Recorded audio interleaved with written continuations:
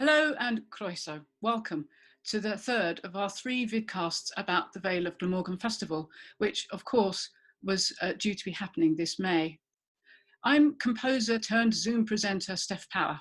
Thank you for tuning in, and I hope you've enjoyed meeting some of the composers and musicians who were due to be part of the festival this year.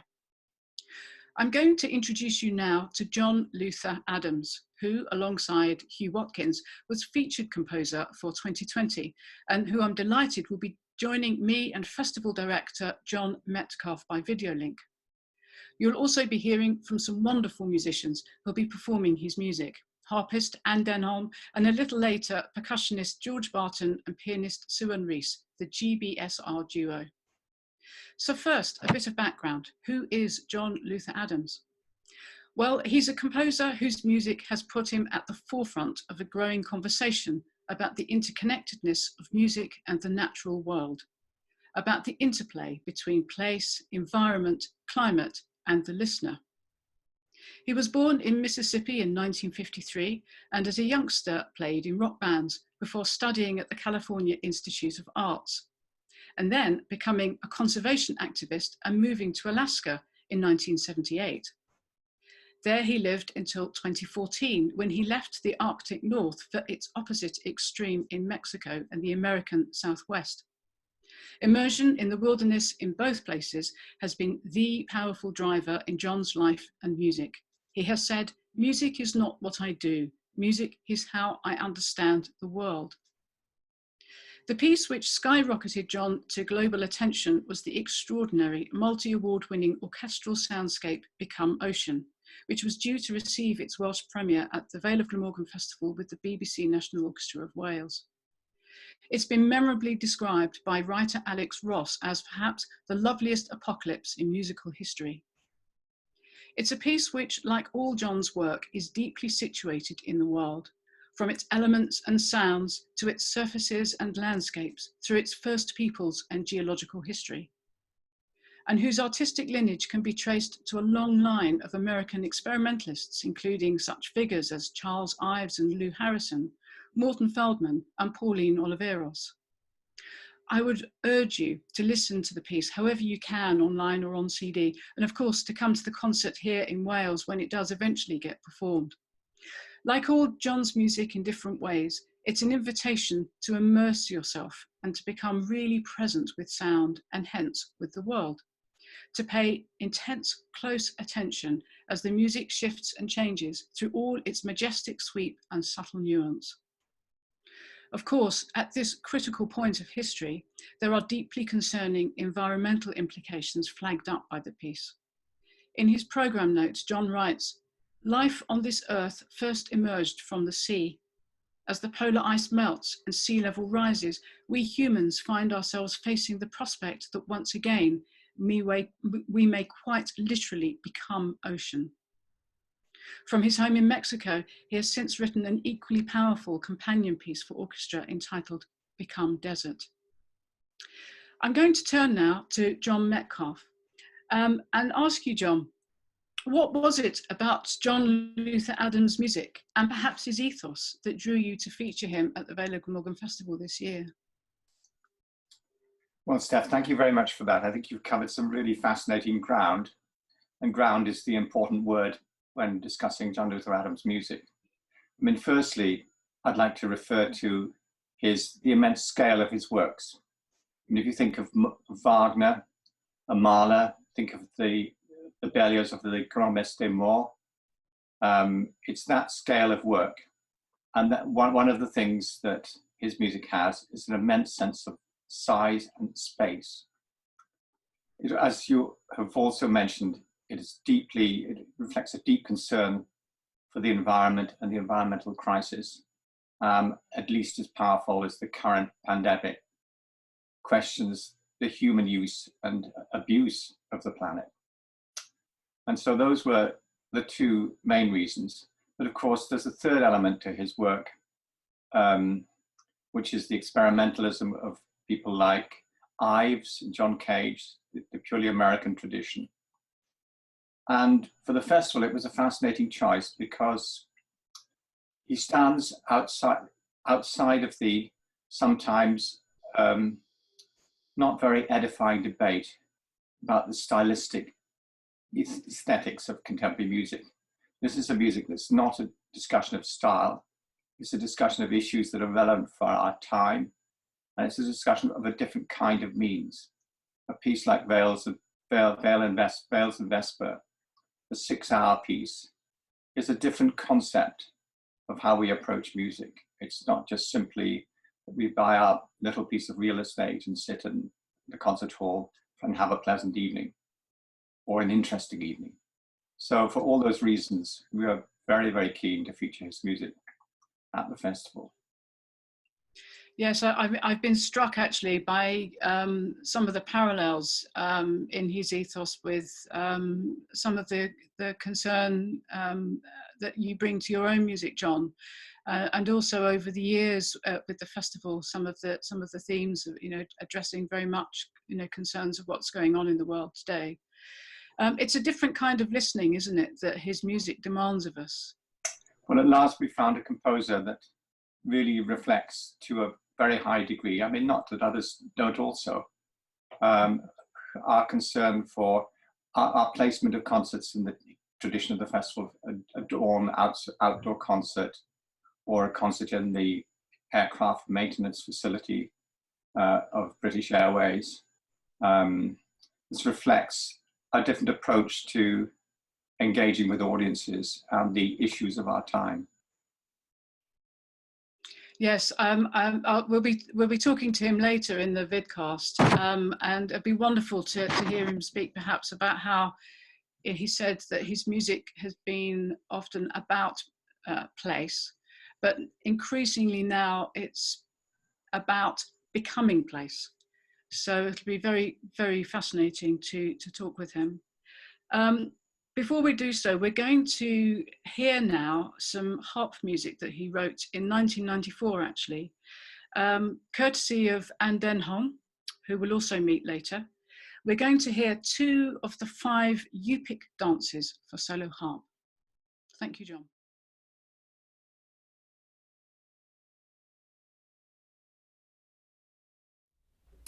Juggling song.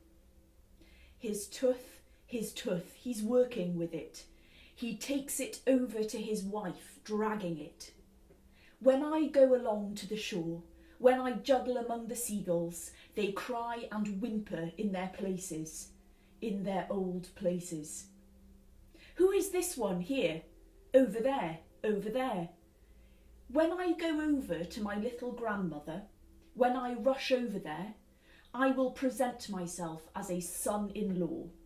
I will present myself as a son-in-law.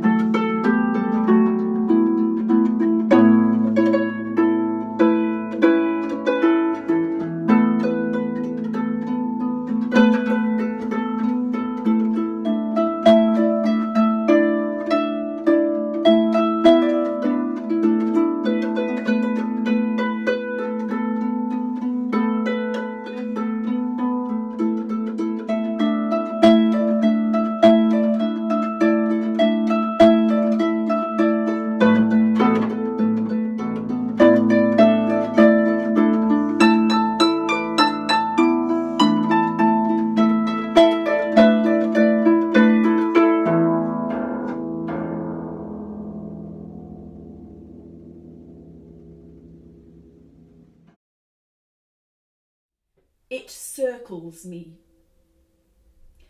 It circles me.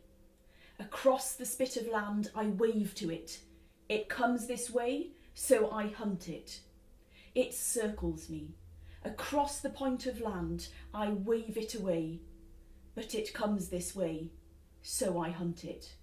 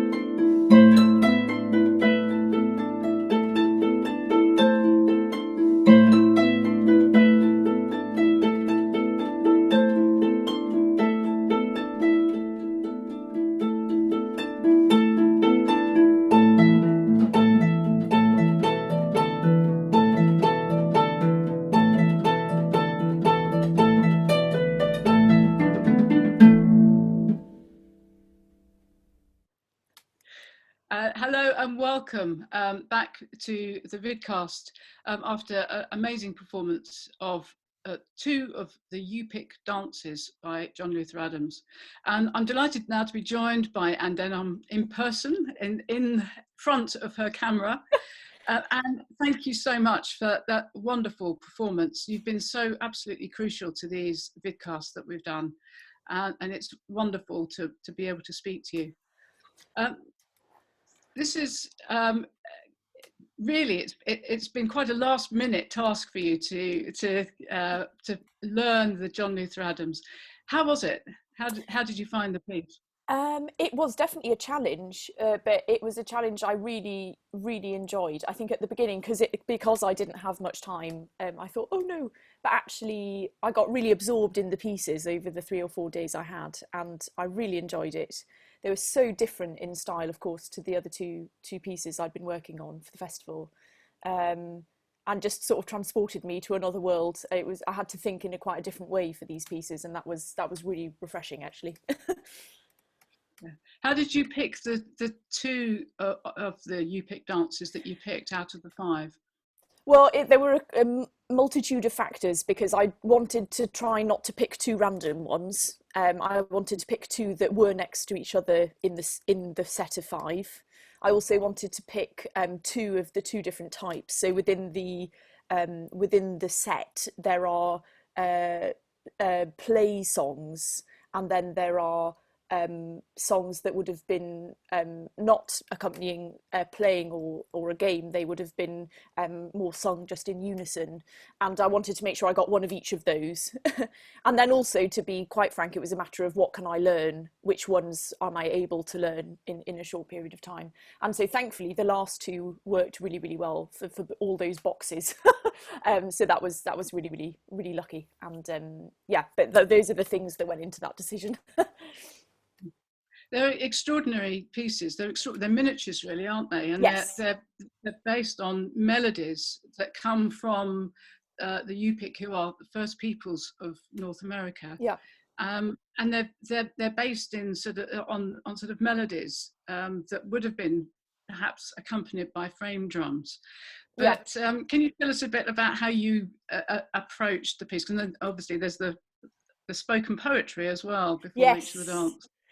Well, for me, the first thing I thought of, just as a harpist more than a musician, was they perhaps aren't quite as idiomatic as the other two pieces I was working on. So I had to do quite a lot of logistical working out. How do I play this? Especially with the first one I played, the juggling song. There are a lot of repeated notes, which on the harp is a particular challenge.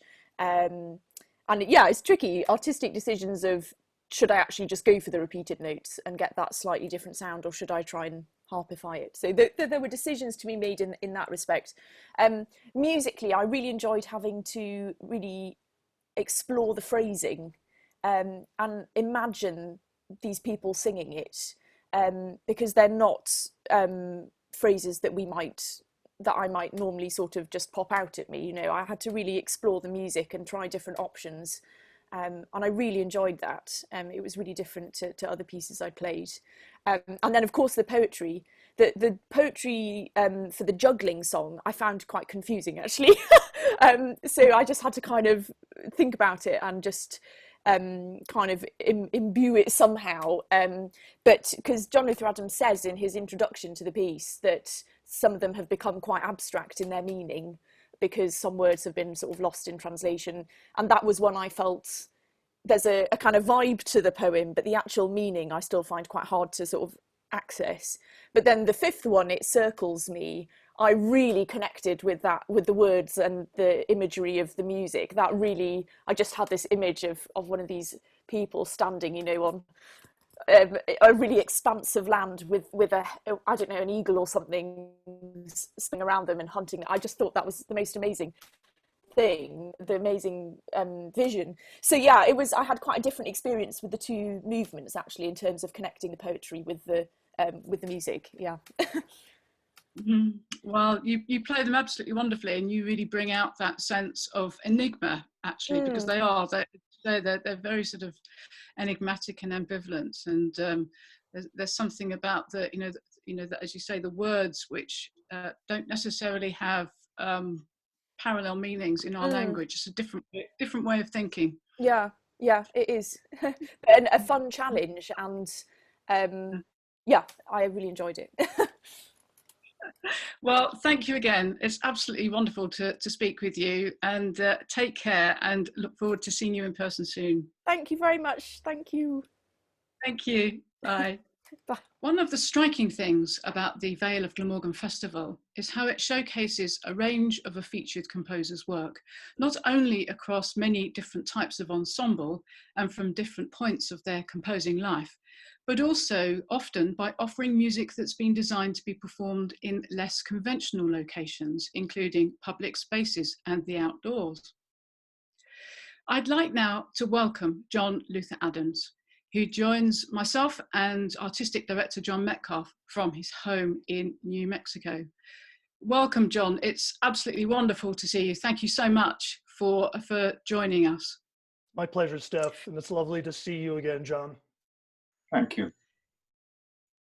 I was thinking about how in this year's festival, both indoor and outdoor music of yours was due to be played, and how in either case your music invites us to listen in a different kind of way. If you like, you can extend that indoor-outdoor idea and see that your music involves a certain kind of interplay between inner and outer worlds for the listener. Would that be fair to say? Yes, I think so. All my life, I've been obsessed with place and space. And this obsession has led me on a long and marvelous journey to different understandings of the relationship between the music that we make and the places in which we make and hear the music. And in recent years, in the last decade or so, I have embarked on a continuing series of large-scale concert-length works that are designed to be heard only out of doors. And I'm still pursuing that, and I hope that in a year or two, we'll have the Wales premiere of Inuxuit for 9 to 99 Percussionists, which was the first in that series of works. But even now, Steph, in my indoor works, space, not just the evocation of place in a poetic, metaphorical sense, but physical, volumetric, acoustical, musical space, the space that we inhabit, the space within which we hear the music, has become a fundamental element of music for me. So much so that in a piece such as Become Desert or Become Ocean, these large-scale orchestral works, I don't begin composing until I understand not only what the instruments are, but where they will be located in space. Yeah, and each of those orchestral pieces has different ensembles very specifically located Yes. in the space of their performance. You know, I think the motivation for that, Steph, is I want for the listener what I want for myself. I want to lose myself in a strange and beautiful place, some place I've never been before, some place that could be just ravishingly beautiful, and maybe there's also an edge of fear or even terror, which, you know, in the 18th century was called the sublime, that razor's edge between beauty and terror. So I want that for myself, and I want it for you as a listener. I want you to be able to be the center of the world and to find your way through the world of the music, the landscape or seascape of the music, without my telling you what to think. I'm not interested in telling you a story or giving you a philosophical discourse. I'm certainly not interested in expressing myself in music. What motivates me, the reason I've given myself, my life to music, is that music is bigger than we are. It's more mysterious than we can fathom. It always knows more than we do. And there's always something new to hear and to discover. So I guess in a sense that sounds like, isn't that the essence of kind of religious experience, right? And in a sense, you know, I follow no organized spiritual practice, but in a sense, the practice of my art, the practice of music, is my spiritual path. Well, it strikes me that your music is wonderfully generous, actually, because of it invites you to step into a world. It invites you to step into one's own world as much as your world and the world, whatever those things are in relation one to another. And the discovery continues, and nothing makes me happier than when you, as a listener, hear something, discover something in the music that I, as the composer, had no idea was present. Yeah. That's a gift. John Metcalf, I'd love to bring in John Metcalf at this point, because I know, John, that for you, that element of exploration and curiosity that John's talking about is very, very key. And it seems to me that very much matches your ethos in programming at the festival. Well, for all the reasons that John has just mentioned, when I first really came across his music in real depth, I thought, well, this is an absolute gift for the festival if you will agree to be a feature composer. For all of those reasons, the connections with space, the where and how of music performance, the grandeur of the visions, the sense of scale. Not only space and place, but also scale is really central to me in understanding his music. And so when we have a seminal composer like John as the centerpiece of the festival, then all sorts of things spin out from that, including to those, you know, to young composers, to our audiences, and so on and so forth. And the process of planning the actual concerts, and, or shall I say, performances or events, as well as concerts, all flows from there, flows from that first moment of discovery in the same way it does with composing. In the first big moment of discovery, oh, I can write this piece now because I know what I'm doing. And it's like that in planning the festival. And it's a bit of an unfair question, because I asked this question, John, of Petrus Vass. I said, you know, I asked him about his string quartets, because we were only going to perform one in that particular festival. I said, so which one would you recommend? And Petrus said, you asked me to choose between my children. And so I'm just about to ask you a question, to choose between your children. Within the seminal, being part of this central figure of the festival, is there a seminal work or work? Hopefully, are we doing the works that really speak to your work as a composer? Are our plans the right plans, as it were? I think there are no wrong plans, because you're asking the right questions and your heart is in the right place, if I may. I have the greatest admiration, John, for your vision behind this festival and your devotion as a composer and as a curator to music in place and in community, to bring new listeners into new musical worlds that they might not otherwise encounter, and particularly your concerted effort to include younger composers and make connections between younger generations and older generations of creative musicians. There's no way you could make a mistake in programming. And like Vask, I also would be unable to point to any of my works and say, well, if you can only listen to one, listen to this.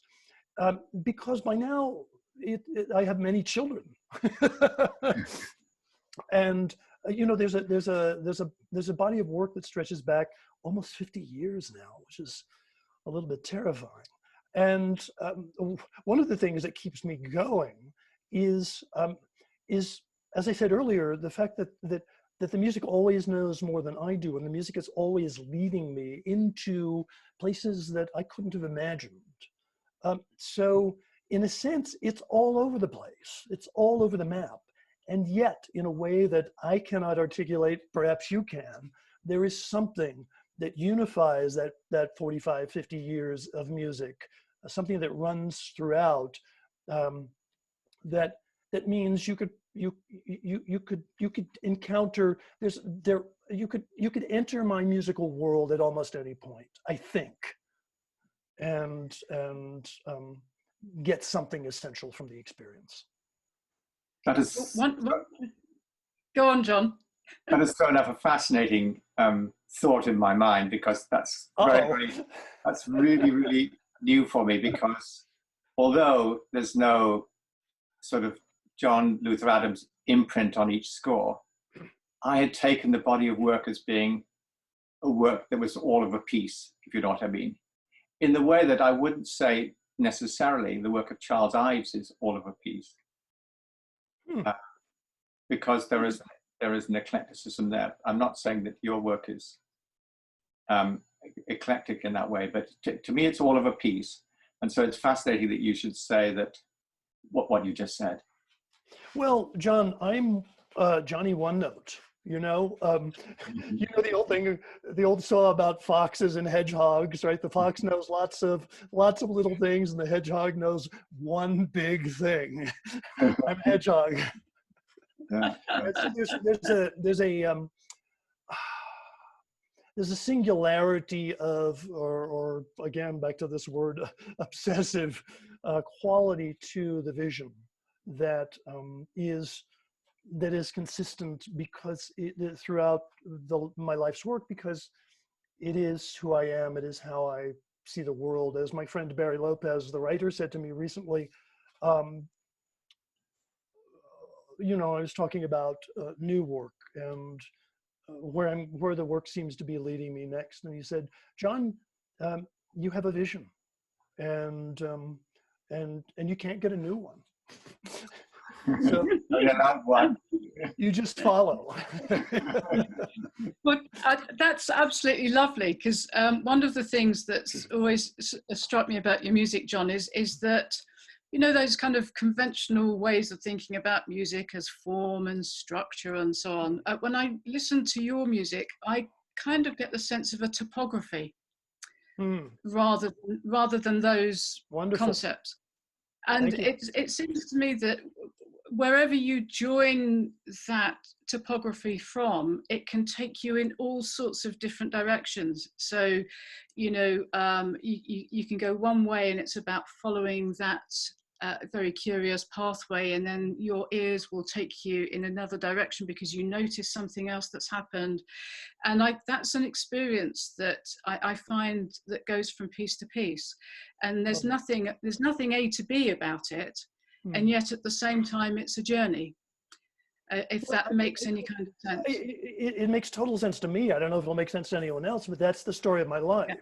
It's a journey from one curiosity, one fascination to the next, Yeah.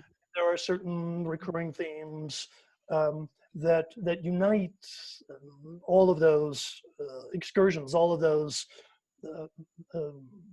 curiosities. But I love what your use of the word topography, because it's something I'm working with right now. You know, living here in this volcanic mountain desert landscape in the Chihuahuan Desert, I am finally getting around to, I've studied birds for years, but I'm starting to study geology, and just composed a piece for Paul Hillier and the wonderful Theater of Voices called A Brief Descent into Deep Time. And it's a singing down, it's just for SATB voices. It could be soli or choir. It's just for voices, one percussionist and one organist who plays the organ with lots of fishing weights. But the piece, it's only a 20-minute piece, which for me is a bagatelle. But it's a slow descent through the geologic layers of the Grand Canyon. Wow. Through the singing of the names of the rocks, their colors, and their ages. So the topography is really, oh goodness, it's really an apt metaphor right now. But I was very, very struck by that one of your first sort of explorations as a composer was through birdsong. Yes. And your journey from having moved from Alaska down to New Mexico now, and I've been hitting all the major deserts of the Americas. We lived for several years in the Sonoran Desert in Mexico. We lived for 2 years down in the Atacama Desert in Chile, and now we're in the Sonoran Desert in North America. Wow! So you're traveling the songlines. You're traveling. Exactly. You're on the migration route of that wonderful hummingbird that goes right from the far north right down to Precisely. I'm getting wonderful. The black-chain hummingbirds are nesting here, and because they're reasonable animals, they spend the winter down in Mexico, and they don't get on airplanes to do it. So hummingbirds are good role models.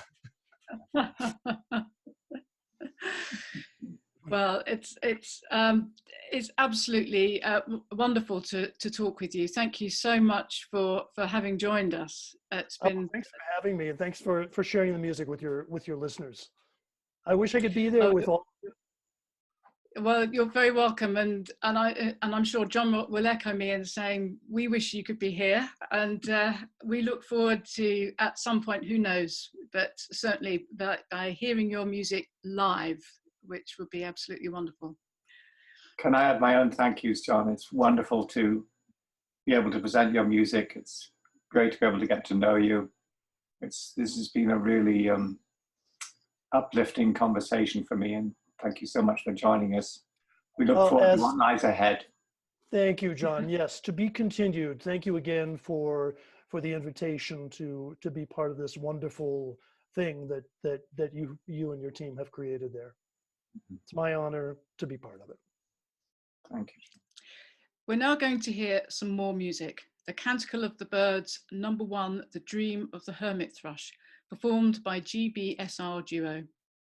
With big thanks to George and Siwan.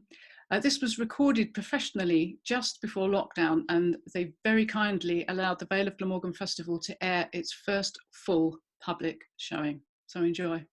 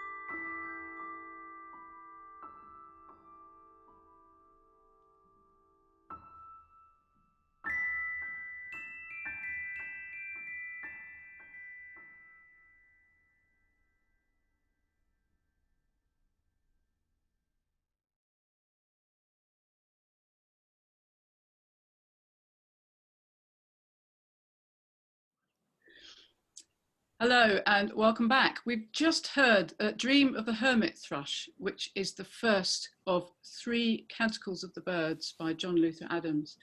It's absolutely brilliantly played by George Barton and Siwan Rhys, who are the members of the GBSR duo. And I'm delighted to say they're joining me now on this Zoom call. So hello guys, how are you doing? Hello. Good, thank you. It's good to see you. Thank you very much for recording that and the other canticle that we're about to hear. I know that obviously you specialise in music for percussion and piano. What is it about the music of John Luther Adams that really gets to you, that you're really motivated to play? I think that he really gets the combination, the instrument combination.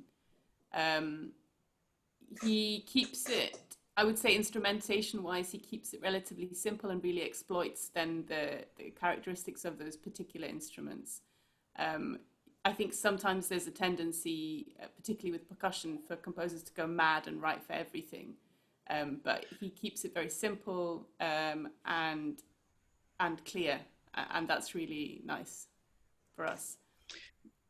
It seems to me that timbre is very central to his music. I mean, you might think that rhythm would be an obvious component with piano and percussion, but what is it about the kind of colour and the sound in that sense that he brings? I would say that it's interesting you say that timbre is an important factor, because I think that's definitely true, but it all happens within quite a limited sort of spectrum of sound color. And sometimes that's long pieces in particular, that exploit changes in sound color and in sonority. Often that isolating sounds in that way is one of the best ways of hearing those changes, like hearing, for example, in the piece that you're going to hear, the third canticle, hearing the change of piano sound as it slowly descends from the top of the instrument to the bottom. You know, you really focus on it, and you get given this big expanse of time in order to really listen into that. That's something that I would say John Luther Adams' music in general does as a feature. You know, gives you a big expanse of time to kind of listen into sounds more deeply. So is there something about the pacing then, as opposed to necessarily the details of the sort of rhythmic structure, that sort of gives the piece the sort of drive and that invitation to pull you into the sound? Yeah, I'd say so. I mean, there's a kind of objectivity to some of the structures where they take place over a big arc, but they're not trying to grab your attention, and the beauty of them really comes from just the scale and I mean, obviously people compare his music to natural processes a lot. It's kind of obvious thing, but you know, the majesty of nature, you feel like it's not doing anything to make you feel anything. It's just by looking on it, it gives you this sense of kind of wonder and in a sense serenity, you know. What would you say defines, I mean, the first canticle is quite different from the third canticle, and yet they've got sort of things in common. How would you describe, let's say, the differences between them, what they're doing, what they're about? I'd say the first one, the one we've just heard, is sort of, you know, much dreamier and gentler, and in a way feels on a much smaller scale, kind of zooming in much more on one thing, whereas the third is sort of, you know, this gargantuan,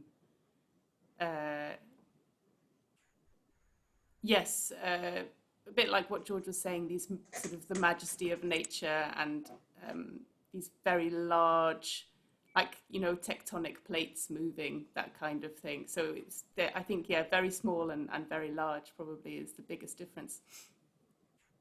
There's something wonderful about that, because of course the third canticle is called Dream of the Canyon Wren. So you get this image of this little tiny what I presume is a little tiny bird, and then you get, as you say, that huge sense of process and structure.